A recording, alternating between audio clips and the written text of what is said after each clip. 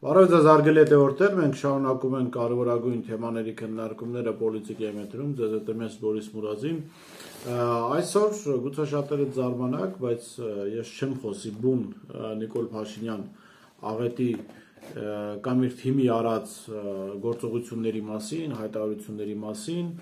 այսօր խոսեմ ընդդիմության մասին եւ ինչը շատ ավելի կարևոր է այս պահին, այն պատճառների մասին, որոնք ծնել են Նիկոլ Փաշինյան քաղաքական կոչված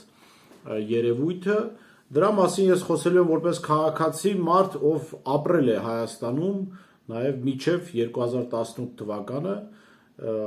այսինքն իրերին փորձենք օբյեկտիվ նայել, ինչու առիթ ստեղծվեց նման խոսակցության, որովհետև վերջերս ընկերներիցս մեկը ու նկատմամբ կա հարգանք գրել էր, որ իր Facebook-յան էջում առաջարկել էր, որ բոլոր նրանք, ես ընդհանրական ընկալեցի դա նաև, որ վերաբերում է նաև քաղաքացիներին, բոլոր նրանք, ովքեր մասնակցել են 2018 թվականի գարնանը տեղ ունեցած իրադարձություններին, պետք է ներողություն խնդրեն երրորդ նախագահ Սերժ Սարգսյանից եւ ապաշխարեն նոր միայն հանդես գան որպես Նիկոլ Փաշինյան ընդդիմացողներ։ Սա դեռ մի կողմ, այս խոսակցության մյուս ամենածանր հատվածն այն էր, որ այս մարդը եւ նման շատ այլ հայտարարություններ եմ տեսել, ես ուղղակի այդ մեկի վրա ֆիքսվեցի, հայտարարում է, որ նաեւ բոլոր նրանք, ովքեր մասնակցել են 2018 թվականի իրադարձություններին, գարնանը խոսքը իշխանափոխության, Փաշինյանի եւ իր թիմի համոզման հեղափոխության մասին է, նրանց ձեռքին է նաեւ 2020 թվականի պատերազմի արդյունքում զոհված տղաների արյունը։ Սա շատ ծանր մեղադրանք է, որին չի կարելի չանդրադառնալ, այսինքն հենց այս ծանր մեղադրանքը առիթ հանդիսացավ, որպեսզի խոսենք այս թեմայի մասին, որովհետև գիտեք, անընդհատ մենք մեղադրում ենք Նիկոլ Փաշինյանին, այո, ճիշտ ենք անում, եւ անընդհատ մենք խոսում ենք Նիկոլ Փաշինյանի մեղքերից, այո, ճիշտ ենք անում, բայց մենք չենք խոսում նրա մասին, թե այդ ինչպես ստացվեց, որ Հայաստանում քաղաքական շարլատանը կարողացավ գալ իշխանության, այսպեսի ստախոս մեկը գալ իշխանության, ինչպես ստացվեց, որ հանրությունը սկսեց վստահել նրան եւ գնալ նրա ետևից։ Ես առանձնացրել եմ մի քանի դրվագներ, սրանց մասին խոսելիս ամենևին դա չի նշանակում, որ այսօր այդ իրողությունները չկան, սա այլ խոսակցության թեմա է, թե ինչու են այդ իրողությունները ներվում այս իշխանություններին, այնուամենայնիվ պետք է նկատել, որ որոշ դեպքերում այդ ընդգծված իրողությունները,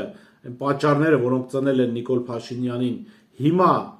շատ ավելի թույլ վիճակում գոյություն ունեն, այսինքն նաև հանրությունը տեսնում է դրանց այդ առումով փոփոխություն եւ դրա համար նաև անհրաժեշտություն է տեսնում աջակցելու Նիկոլ Փաշինյանին։ Հիմա տեսեք, կոռուպցիա, առաջին թեման, որը այդքան շահարկվում է, այո, կոռուպցիա եղել է մինչև 2018 թվականը, հիմա էլ կա,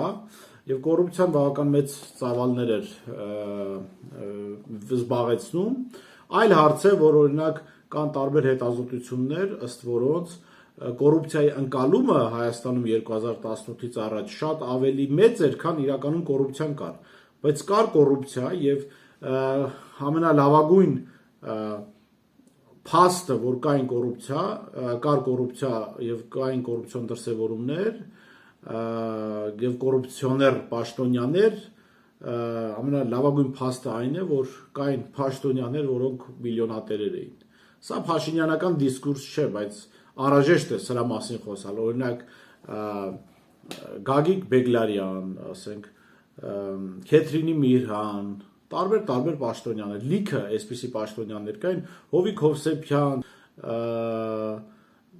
ես չգիտեմ, դուք հիշեք Գագիկ Խաչատրյան, հիշեք բոլորին։ Այսպիսի տասնյակ պաշտոնյաներ, ես բոլորի անունը չհիշեմ, բայց ակնհայտ է, որ հանրությունը տեսնում էր, որ սրընթաց արագությամբ հարստանում են այն մարդիկ, ովքեր կապված են իշխանության հետ։ Ես նորից չեմ մտնում Նիկոլ Փաշինյանի վարած դիսկուրսի հետ, չգիտեմ իրենց հարստացումը որքանով էր օրինական, որքանով էր անօրինական, բայց ակնհայտ էր, որ չգիտեմ, եթե անգամ օրինական, այսինքն կոռուպցիա իրենք փող չէին վերցնում, ապա իրենց պետական պաշտոնի լինելը օգնում էր իրենց բիզնեսների առաջընթացին, ինչպես այսօր շատ պաշտոնյաների օգնում է իրենց հարազատների բիզնեսներին հաջողություն ապահովել։ Այսինքն մարդիկ տեսնում էին տարբեր ոլորտներում հաջողություններ են հասնում մարդիկ, որոնք հիմնականում զբաղեցնում են պետական պաշտոններ։ Այսինքն տպավորություն էր, որ փող ունենալու համար պարտադիր է պետական պաշտոն զբաղեցնել, իսկ պետական պաշտոն զբաղեցնելու համար պարտադիր էր փող ունենալ, որովհետև ընտրությունների պետք է մասնակցեիր, ձայներ պետք է հավաքեիր, մենք կգանք դրան, թե ձայները ինչ ճանապարհով էին հավաքում։ Եվ այսպես նաև ձևավորվում էր օլիգարխիան, մարդիկ, որոնք պետական պաշտոն զբաղեցնելով նաև ֆինանսական հիմնական միջոցներ իրենց ձեռքի տակ էին պահում, եւ ստացվում էր, որ բիզնեսն ու իշխանությունը սերտաճած էին, եւ հանրությունը նաև տեսեք, եւ տնտեսական խնդիրներ ունենալու դեպքում բախվում էր իշխանավորին, եւ սոցիալական խնդիրներ, պետության հետ կապված խնդիրներ ունենալու դեպքում նորից բախվում էր այդ իշխանավորին, որովհետև պաշտոնյան եւ գործարարը գրեթե դարձել էին մեկ բոլոր դեպքերում։ Շատ հազվադեպ կարելի է հիշել մարդկանց, որոնք ասենք հաջողակ բիզնեսմեն էին, ունեն լուրջ կապիտալ եւ որևէ պետական պաշտոն չէին զբաղեցնում կամ պետական պաշտոն զբաղեցնելուց հետո չէին նման միջոցներ ձեռք բերել։ Հաջորդ ամենակարևոր հանգամանքը ընտրություններ։ Ընտրությունները Հայաստանում կեղծվել են միշտ։ Ես կարծում եմ նաև կեղծվել են Նիկոլ Փաշինյանի ժամանակ։ Տարբեր քննարկումներ կան ինչ ձևով, բայց այնուամենայնիվ ընտրությունները Հայաստանում կեղծվել են միշտ եւ կեղծվել են նաև ամենաայլանդակ ձևերով։ Ընտրությունների ժամանակ գործի է դրվել ընտրակաշառք։ Այդ թվում նախկին իշխանությունների ժամանակ, ասենք Սերժ Սարգսյանի ժամանակ, Ռոբերտ Քոչարյանի ժամանակ։ Ես իհարկե մեղք չվերցնեմ, վրաց չգիտեմ նախագահներն էին դա կազմակերպում կամ ասում, որ դա այդպես թույլատրում, որ այդպես լինի, բայց ակնհայտ էր, որ հատկապես մեծամասնական քվոտայով առաջադրվող падգամավորները գործի էին դնում ֆինանսական լուրջ միջոցներ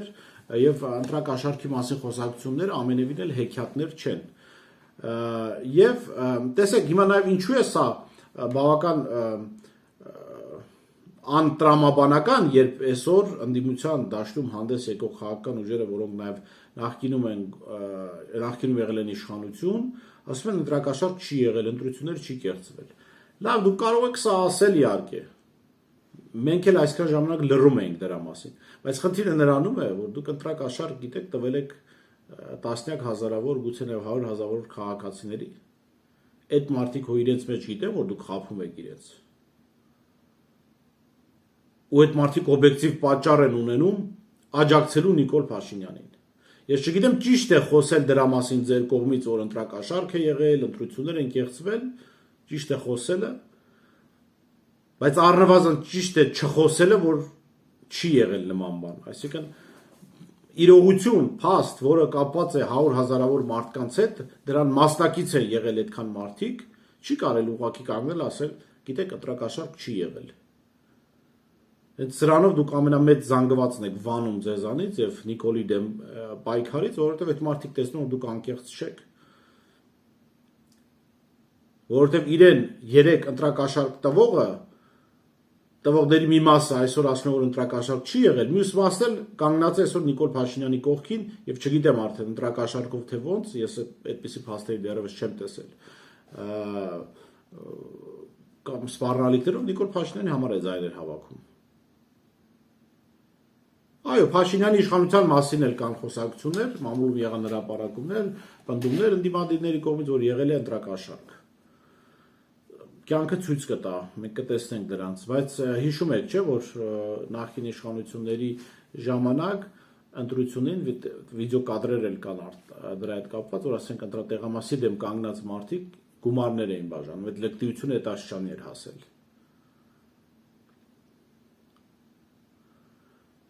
Եվ հիմա, երբ որ մենք կանգնում ուղղակի ասում ենք, գիտեք, չի եղել այդպիսի բան, մենք, ինչպես արդեն ասացի, 100,000-ավոր մարդկանց ուղղակի վանում ենք ընդդիմադիր դաշտից կամ առնվազն ընդդիմադիր ազդեցիկ քաղաքական թևերից, ասում ենք, որ մենք ձեզ ստում ենք։ Եթե այս հարցում ստում ենք, ապա շատ այլ հարցերում եւս կստենք ձեզ, ու մարդիկ բնական է, որ չեն հավատալու դրան։ Ու այս ֆոնին, երբ որ օրինակ ընդդիմությունը ասում է, որ Նիկոլ Փաշինյանը, ասենք, թալանով է զբաղված, առարկայական փաստեր անձնապես Փաշինյանին վերաբերող չկան, եւ մարդիկ չեն հավատում դրան, անձնապես մարդիկ տեսնում են փաստեր, որ ասենք իրենց ընտրակաշարք են տվել ու պարզ է, որ հավատալու են Նիկոլ Փաշինյանին։ Չնայած Նիկոլ Փաշինյանը ամենամեծ ստախոսն է։ Կրթության խնդիրը։ Ես սրա մասին Ռոբերտ Քոչարյանի ամփոփիչ ասուլիսի մասին ժամանակ հարցրել եմ, ասելով, որ արդյոք դուք չեք տեսնում խնդիրներ կրթության հետ կապված, որովհետեւ անհնար էր, որ Նիկոլ Փաշինյանին հաջողվեր, ասենք 3 տարվա ընթացքում, իսկ 2020-ի պատերազմի ժամանակ 2 տարվա ընթացքում մի փոքր ավել դեգրադացնել ամբողջ հանրությունը այս ձևով։ Այսինքն հանրությունը դեգրադացվել է 30 տարի շարունակ։ Որն է ձեր բաց թողումը։ Ի պատիվ Ռոբերտ Քոչարյանի ինքը չարարկեց, չասեց, այդպեսի խնդիր չկա, ընդունեց, որ ամենայն հավանականությամբ եղել են նաև իր իշխանության օրոք խնդիրներ եւ ասաց, որ պետք է հասկանալ, թե որոնք են այդ խնդիրները։ Բայց խնդիր եղել է նաև իր իշխանության հետ կապված։ Նույն այդ օլիգարխիայի եւ մնացած պատմությունները, որ ասեցի, նաև վերաբերվում է դա Ռոբերտ Քոչարյանի, Լևոն Տեր-Պետրոսյանի, սկսել է Լևոն Տեր-Պետրոսյանից, հասել է մինչեւ 2018 թվական, որը բերել է Նիկոլ Փաշինյանին, ծնել է Նիկոլ Փաշինյանին։ Հիմա այս 30 տարի հանրությունը դեգրադացվել է, չէ՞, որ այսօր ասենք հավատում է, որ ընդդիմադիր Ռոբերտ Քոչարյանը իր նկողում գերիներ է պահում, կամ Սերժ Սարգսյանի մասին երրորդ նախագահ այլ հիմարության է հավատում։ Հենց այս մարդիկ էլ դեգրադացրել են հանրությունը, որպես իշխանություն։ Իրենց սերիալներով, հեռուստաշոուներով, լրատվականներով, բոլոր են հնարավորություն, նաև դպրոցով։ Եվ ըստ էության այդ հանրային միջավայրի դեգրադացումը պարարտ հող է եղել Փաշինյանի նման գործչի առաջ գալու եւ նաեւ իշխանություն վերցնելուն։ Այստեղ են նաեւ պատճառները։ Կուսակցություններ Հայաստանը 30 տարիների ընթացքում չունեցավ ընդդիմադիր քաղաքական բևեռ, կուսակցություն, որը ռեալ ընդդիմադիր էր եւ իշխանության հետ չուներ պայմանավորվածություն, ես խոսքը մինչեւ 2018 թվականի մասին է։ Եվ սա աղետալի էր Հայաստանի քաղաքական համակարգի համար, որովհետեւ իշխանությունը կամ վախեցնում էր ռեալ ընդդիմադիրներին, մի մասը դուրս էր գալիս երկրից, թողնելով քաղաքական պայքարը, կամ գնում էր նրանց, ինչը շատ ավելի վատ է, եւ այդ գնման process-ը շատ ավելի խայտառակ ձևով է եղել 2008 թվականից հետո, երբ որ գրեթե ամբողջ ընդդիմադիր դաշտը գնված էր իշխանությունների կողմից եւ չէր կարող այդ միջավայրում, այսինքն առողջ քաղաքական քննարկումներ լինել, առողջ քաղաքական process-ներ լինել եւ պարզ էր, որ այդ անառողջ միջավայրը բերելու է Նիկոլ Փաշինյանի նման մի անառողջ գործչի։ Ինքը հաջողացնելու է օգտվել այդ հնարավորություններից։ Եվ սա եւս պատճառ է մեղադրելու նախկին բոլոր իշխանություններին, որ իրենք թույլ չտվեցին, խանգարեցին, որոշ դեպքերում գնեցին ընդդիմադիր ռեալ ուժերի ձևավորման հնարավորությունը, չեզոքացրին այդ հնարավորությունները եւ թույլ չտվեցին, որ իրենց ալտերնատիվ որևէ ուժ լինի, որ ֆորս մաժորային իրավիճակում ոչ թե Նիկոլ Փաշինյանի նման ստախոսը գա իշխանություն վերցնի, այլ գան մարդիկ, որոնք այո ընդդիմություն են, բայց նաեւ պետականամետ են եւ հայրենասեր են։ Սա եւս նախին բոլոր իշխանությունների, այդ թվում մինչեւ 2018 թվականի եղած իշխանության ամենամեծ սխալներից մեկն է։ Եվ հիմա այս ամեն ինչ երբ որ կա, հաջորդը ճիշտ է, չմոռանամ սրա մասն խոսեմ։ Նաեւ ընդդիմության կողմից այդքան քննադատված արևմտյան գրանտներով պահվող կազմակերպություններ, այդ Նիկոլ Փաշինյանի օրոք այդ կազմակերպությունները եկան Հայաստան։ Ոչ, եկել են զարգացել են ձեր օրոք, հարգելի ընդդիմադիրներ, երբ որ դուք եք եղել իշխանություն։ Եվ շատերը ճանապարհ եք բացել այդ մարդկանց համար։ Ասենք եթե չէր կարելի նորմալ, պարկեշտ, բայց ընդդիմադիր դաշտում գործող քաղաքական գործչի հաճախ տեսնել, ասենք, ամենա top հեռուստաընկերությունների եթերում, ասենք, օրինակ Armenia հեռուստաընկերության կամ Armnews հեռուստաընկերության, խոսքս մինչև էլի 2018 թվականի իրադարձությունները։ Ապա կարելի էր ամեն օր գրեթե այդ հեռուստաընկերությունների եթերում տեսնել Դանիել Լեոնիսյանին, ով այսօր դարձել է Նիկոլ Փաշինյանի լավագույն հենարաններից մեկը այսպես կոչված քաղաքացիական հասարակության դաշտում։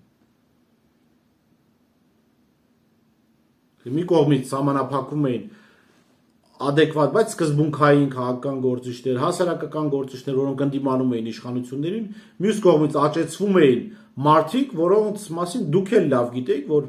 օտար ուժերի ազդեցության ներքո են, եթե ոչ գործակալներ են։ Ես այդ մեղադրանքը չհնչեցնեմ։ Դուք ինձանից լավ պետք է իմանաք։ Եվ էլի ստեղծեցիք պարարթող, որ Փաշինյանը իր նմաններով լծվի Փաշինյանի նմաններով լծվի հասարակական քաղաքական դաշտը, եւ այդ խաժամուժը ավակվեց 2018-ին դարձավ ուժ եւ կարողացավ մոլորեցնել հանրության։ Եվ հիմա վերադառնում են մեղադրանքին, որ հնչում է հանրության հասցեին, թե 2018-ի իրադարձություններին եթե մասնակցել եք, ապա դուք արյունը տղաների հազարավոր նաեւ ձեր ձեռքերը։ Այսինքն, այս ամեն ինչից չհասկացաք, որ ես ներկայացրեցի, որ այդ հանրությունը զզվել էր ստեղծված իրավիճակ։ Հիշում եք մարզերի ֆեոդալներին, որոնք վաղուց քաղաքակիրթ աշխարհի կողմից դեն նետված այդ ֆեոդալական համակարգը վերադարձել էր Հայաստան։ Ամեն մարզը մի վերահսկող ուներ, մի նայող ուներ, մի ասիչ ուներ։ Իրենց բոլոր սանձարձակություններով, այլանդակություններով, իրենց որդիների հետ գործողություններով։ Այո, հիմա էլ կա այդ բանը։ Բայց հիմա շատ ավելի թույլ է այդ համակարգը։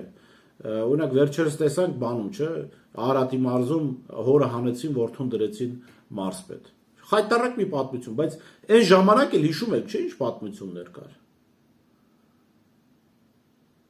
Ասենք ազգային ժողովի падգամավորը կարող էր հրապարակային ասել, որ ինչ որ խմբի մարդկանց պատրաստ է ինքը բռնաբարել։ Ու այդ մարդը անպատիժ էր մնում։ Կային գեներալներ, որոնք հատկապես 2020-ի Նիկոլի դավաճանությունից հետո ծակն են մտել որևէ եւ դուրս չեն գալիս, դուրս չեն գալիս քաղաքական իշխանությանը։